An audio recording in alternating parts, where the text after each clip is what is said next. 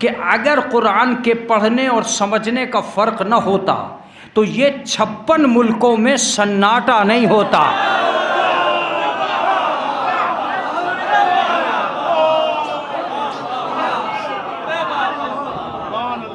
क्या इन मुल्कों में कुरान नहीं पढ़ा जा रहा है? क्या कुरान को उठाया नहीं जा रहा है? या कुरान को रोज़ाना कुरान मजीद से आगाज़ नहीं हो रहा, उनके टेलीविज़नों का आगाज़ होता है? तो अगर 56 मुल्कों में कुरान पढ़ा जा रहा है तो ये समझ में नहीं आया आज तक कि 56 मुल्कों में कुरान पढ़े जाने के बावजूद घर उजड़ता रहा और यहूदी उजाड़ते रहे। और ये देख रहे हैं, ये मसलहत की कौन सी चादर है जिसने दौलत के बिस्तर पर सोना सिखा दिया है? ये क्या चीज़ है जो आपको खुद हिफाजती पर इतना मजबूर कर गई है कि आप यस या नो के खेमे में आना ही नहीं चाहते हैं?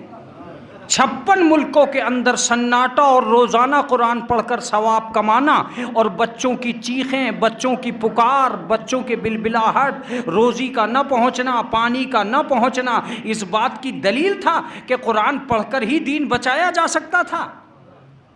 अगर बचाया जा सकता होता तो बचा लिया जाता।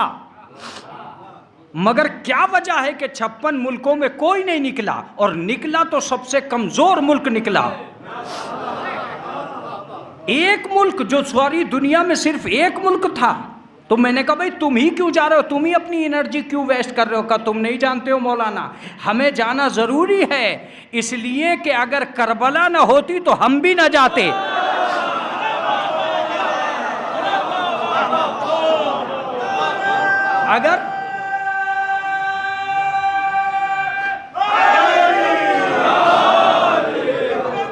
अगर करबला ना हुई होती, अगर करबला ना हुई होती तो हम भी ना जाते। अगर हम अज़ादार ना होते तो हम भी ना जाते। अगर हम मजलूम के तरफदार ना होते, अगर हम फर्श मजलूम पे बैठे हुए लोग ना होते तो हम भी ना जाते। मैं समझता हूं कि अब मजीद किसी बात के कहने की ज़रूरत नहीं रह गई है, मगर मैं आज सुन्नी समाज से बहुत करीब आकर ये कहना चाहता हूं कि जब उनसे पूछा गया कि तुमने ऐसा क्यों नहीं किया और इनसे पूछा गया कि तुमने ऐसा क्यों किया, कि आज सारी दुनिया की समझ में इमाम हुसैन का जाना आएगा। कल तक दुनिया तुमसे पूछ रही थी कि अकेले हुसैन क्यों करबला गए, अब तुम इनसे पूछना अकेला ईरान क्यों फिलिस्तीन गया।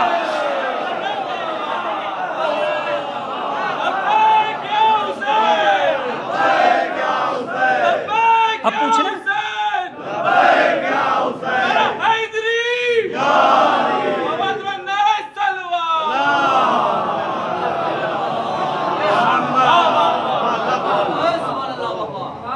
अकेला हुसैन क्यों करबला गया था।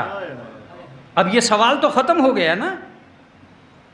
कल तक जो लोग ये कह रहे थे कि अकेला हुसैन क्यों करबला गया, आज उनसे ये पूछा जाए कि अकेला ईरान ही क्यों फिलिस्तीन गया। जिस मसलहत की चादर को कल लोगों ने ओढ़ा था,